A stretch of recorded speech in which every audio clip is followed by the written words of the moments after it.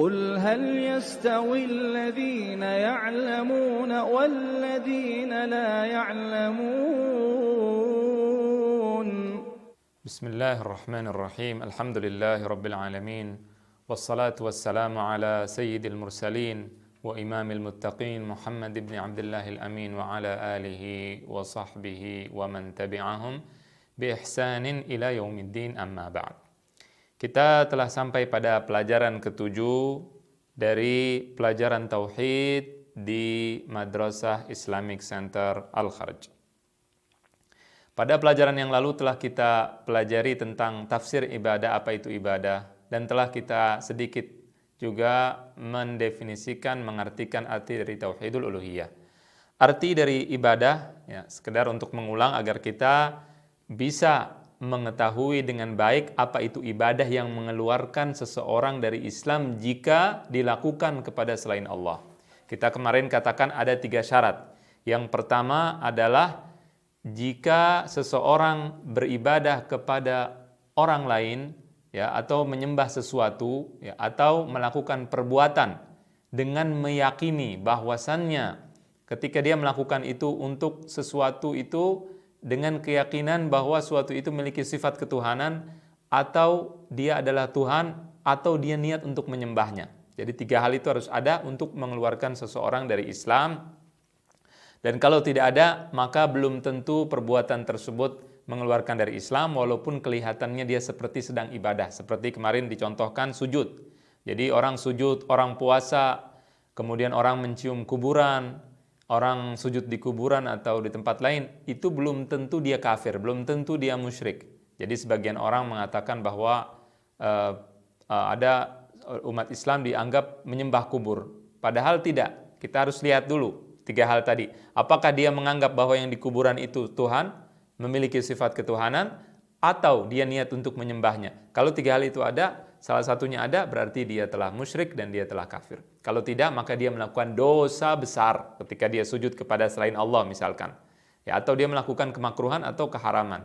Ya, kita tidak bahas itu, tapi intinya adalah kalau mau menentukan sesuatu syirik atau tidak, harus ada 3 hal yang telah disebutkan tadi. Kemudian Tauhid Al-Uluhiyah sudah dijelaskan bahwa artinya adalah mengesahkan Allah dengan perbuatan Allah. Dengan perbuatan kita, dengan perbuatan kita. Rububiyah dengan perbuatan Allah, kalau uluhiyah dengan perbuatan hamba, atau disebut dengan tauhid ibadah. Artinya kita menyembah Allah. Kita sebagai seorang hamba hanya mengesahkan Allah Subhanahu wa taala. Jadi kita sudah meyakini bahwa Allah yang menciptakan langit dan bumi, Allah yang menyembuhkan orang sakit, maka ketika meminta menyembuhkan, kita hanya meminta kepada Allah, tidak meminta kepada manusia.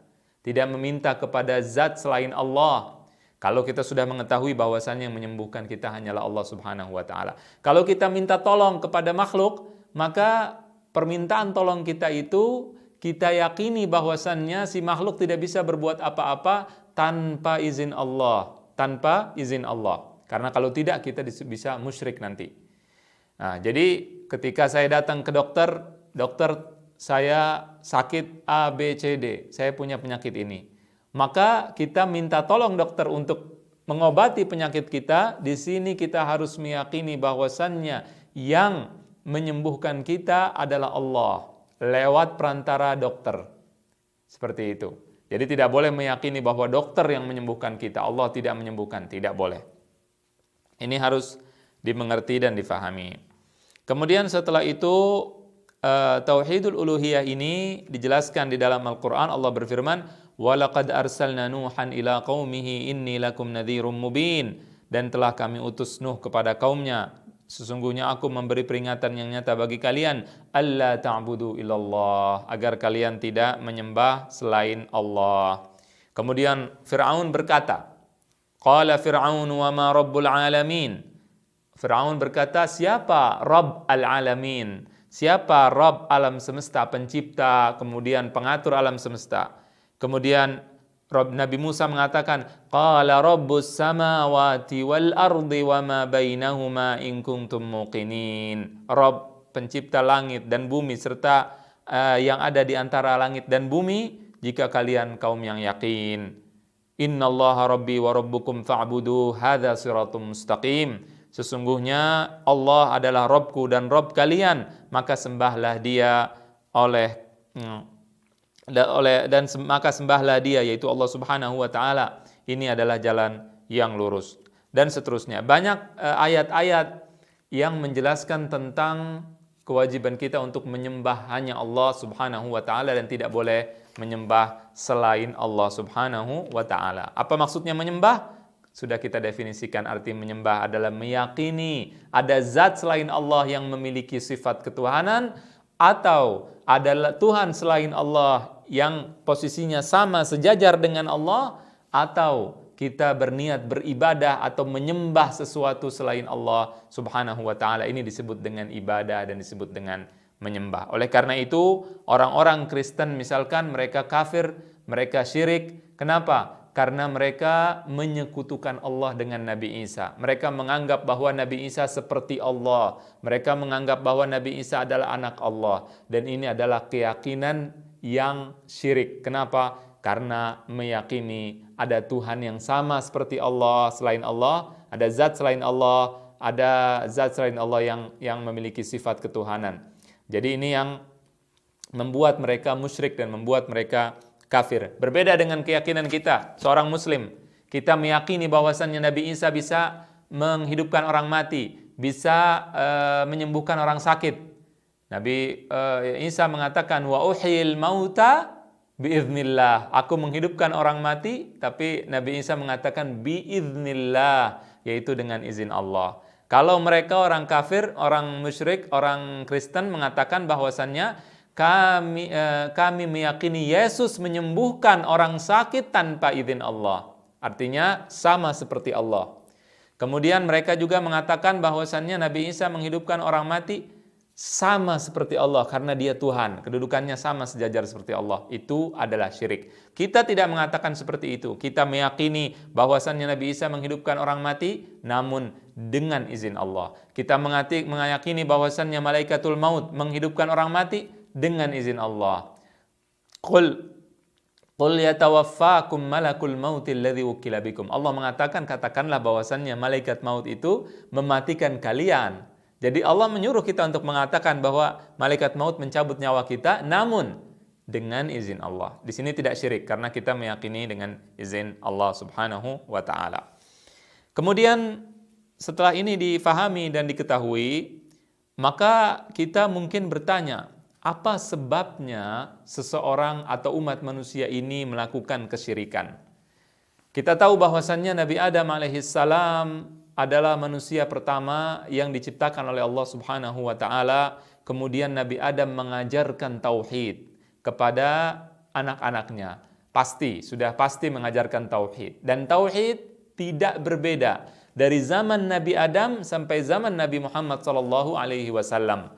Nah, tidak bisa berbeda. Makanya kalau dikatakan sekedar sujud itu dikatakan itu mengeluarkan dari Islam, itu berkaitan dengan tauhid, dianggap itu menyembah. Kalau sekedar sujud saja, maka di sini malaikat diperintah oleh Allah untuk sujud untuk syirik, ya, karena disuruh sujud kepada Nabi Adam, disuruh sujud untuk kepada selain Allah, dan ini mustahil, tidak mungkin.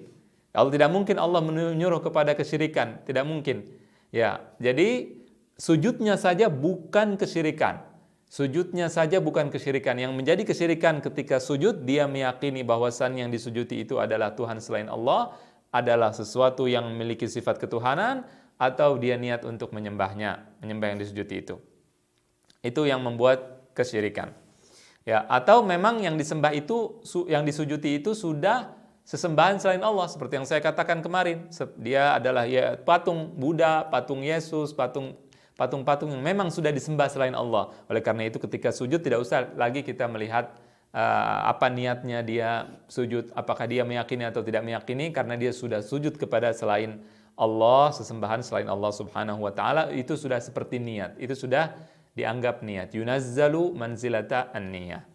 Nah, jadi apa yang menyebabkan kesyirikan? Setelah Nabi Adam alaihissalam mengajarkan akidah tauhid yang sama seperti akidah Nabi Muhammad sallallahu alaihi wasallam, yang sama seperti akidah Nabi Isa dan Nabi Musa dan Nabi Yahya, Nabi Zakaria dan seterusnya. Di sini Allah telah menjelaskan di dalam Al-Quran Al-Karim telah menjelaskan bahwasannya penyebab kesyirikan adalah ghulu atau berlebihan. Kepada siapa? Kepada orang soleh, kepada nabi, kepada orang soleh. Ketika berlebihan ghulu, maka ini yang menyebabkan kesyirikan. Allah berfirman, Ya ahlal kitab la taghlu fi dinikum. Wahai ahlul kitab, Yahudi dan Nasrani, janganlah kalian melampaui batas dalam agama kalian, ghulu, berlebih-lebihan. Wala taqulu 'ala Allahi illa al-haq, dan janganlah kalian mengatakan tentang Allah kecuali kebenaran. Innamal masihu Isa bin Maryam Rasulullah wa kalimatuhu alqaha ila Maryam wa ruhum minhu. فآمنوا بالله ورسله ولا تقولوا ثلاثة انتهوا خيرا لكم إنما الله إله واحد سبحانه أن يكون له ولد له ما في السماوات وما في الأرض وكفى بالله وكيلا. Wahai ahli kitab, janganlah kalian melampaui batas dalam agama kalian dan janganlah kalian menyatakan atas Allah melainkan yang hak. Sesungguhnya Al-Masih Isa bin Maryam hanyalah utusan Allah dan kalimatnya yang ditiupkan kepada Maryam serta roh darinya. Kalimat yang ditiupkan maksudnya kun fayakun. Allah Subhanahu wa taala mengatakan kun fayakun kepada Nabi Isa, maka jadilah Nabi Isa alaihi assalam. Allah mengatakan kun fayakun kepada Maryam, kemudian jadilah Nabi Isa alaihi assalam. Kemudian Rasulullah bersabda, la'natullah 'alal yahudi wan nasara ittakhadhu qubur anbiya'ihim masajid. Laknatullah kepada orang Yahudi dan Nasrani, mereka telah menjadikan kuburan para nabi mereka sebagai masjid. Di sini ini menunjukkan bahwasannya ghulu, berlebihan kepada orang soleh, berlebihan kepada orang-orang yang dianggap berilmu atau ulama, itu berbahaya kalau mengkultuskan. Tapi kalau menghormati sesuai dengan yang Allah perintahkan, tidak ada masalah. Ya, bagaimana, apa yang dimaksud dengan berlebihan dalam menghormati ulama, berlebihan dalam menghormati orang soleh? Bagaimana ketika kita menganggap bahwa mereka bisa memberi manfaat dan bisa memberi mudarat, maka di sini mulailah muncul kekultusan kepada orang soleh. Ketika mereka melakukan kesalahan dan kita cari-cari alasan. Orang soleh, misalkan ada seorang yang misalkan dia anaknya kiai, anaknya ulama, anaknya ustadz misalkan. Mungkin orangnya tidak soleh sebenarnya. Zaman sekarang mereka mengkultuskan orang yang tidak soleh. Bayangkan, orang tidak soleh zaman sekarang dikultuskan juga. Zaman dahulu hanya orang soleh. Zaman sekarang orang soleh dikultuskan dan orang yang tidak soleh juga dikultuskan. Tidak ada hubungannya dengan agama, kurang ajar kepada Allah dan kepada Rasulnya, bicara seenaknya, tidak mewajibkan untuk memakai jilbab, kemudian dia menolak untuk memakai atau menjalankan hukum Allah, kemudian dia menolak untuk diterapkannya hukum Allah Subhanahu wa taala dan sebagainya. Orang seperti ini kemudian dianggap wali, dikultuskan. Nah, ini penyebab kesyirikan juga nantinya. Dianggap bahwa dia, kalaupun dia salah, dibiarkan. Ya, dia salah, dicari-cari pentakwilan yang tidak benar. Ya, dicari-cari pembenaran yang mengada-ngada. Orang minum minuman keras dianggap, dia katakan bahwa minuman keras itu sedang dibuang ke laut dan sebagainya. Ini merupakan lelucon. Ini merupakan khuza'balat. Ya, ini merupakan kesalahan-kesalahan di dalam berpikir. Membenarkan orang yang salah itu tidak boleh di dalam agama Islam. Nah, Allah berfirman, وَقَالُوا لَا تَذَرُنَّ آلِهَتَكُمْ وَلَا تَذَرُنَّ وَدًّا وَلَا سُوَاعًا وَلَا يَغُوثَ وَيَعُوقَ وَنَسْرًا. Allah mengatakan, dan mereka berkata, yaitu kaum Nabi Nuh, jangan tinggalkan Tuhan-Tuhan kalian, jangan tinggalkan Wad, dan juga Suwa', dan juga Yaghuth, dan juga Ya'uq, dan juga Nasr. Itu 5 nama orang soleh. Di sini Al-Imam At-Tabari mengatakan, qalu, mereka berkata, yaitu orang-orang kafir, umatnya Nabi Nuh, mengatakan, ma'azzama ha'ula'i aba'una illa li'annaha tarzuq wa tanfa' wa tadur wattakhadhuha alihah. Mereka, ayah-ayah kita, tidak menjadikan atau tidak menghormati, tidak memuliakan 5 orang tersebut kecuali karena mereka bisa memberikan manfaat dan bisa memberi mudarat, dan ini adalah syirik dalam rububiyah. Makanya saya katakan bahwa kalau sudah syirik di rububiyah otomatis syirik semua. Syirik di uluhiyah otomatis syirik semuanya. Jadi tidak bisa kita katakan bahwa sebagian syirik, sebagian tidak syirik. Maka di sini dia mengatakan kemudian mereka menjadikannya sebagai Tuhan-Tuhan. Nah, inilah kesalahan. Jadi muncul pertama kali kesyirikan ketika 5 orang soleh tersebut meninggal dunia, maka dibuatlah patung untuk mengenang mereka, hanya mengenang mereka. Seperti yang sekarang kita lihat ada patung pahlawan dan sebagainya, tidak disembah. Namun generasi pertama meninggal, generasi kedua meninggal, begitu datang generasi berikutnya, maka mereka mulai mengatakan seperti yang tadi dijelaskan oleh Imam At-Tabari, bahwasannya ma'azzamaha ula abauna, para ayah kita, nenek moyang kita tidak membesarkan mereka, tidak memuliakan mereka, illa li'annaha tarzuq wa tanfa', kecuali mereka karena mereka memberikan rezeki, memberikan manfaat, wa tadur, dan memberikan mudarat, bisa memberikan kerugian kepada kita, wa takhadhuha alihah, dan mereka menjadikannya sebagai tuhan-tuhan sesembahan selain Allah. Dan naudzubillah, ini adalah penyebab kesyirikan, ya, karena mengkultuskan seseorang, mengkultuskan orang-orang yang soleh, itu bisa membuat kesyirikan. Dan juga meyakini bahwasannya sebagian orang itu memiliki hal yang gaib, tahu hal yang gaib tanpa ada sumber dari Allah dan Rasulnya Shallallahu Alaihi Wasallam. Ya, kemudian percaya apa yang diomongi oleh mereka walaupun bertentangan dengan syariat.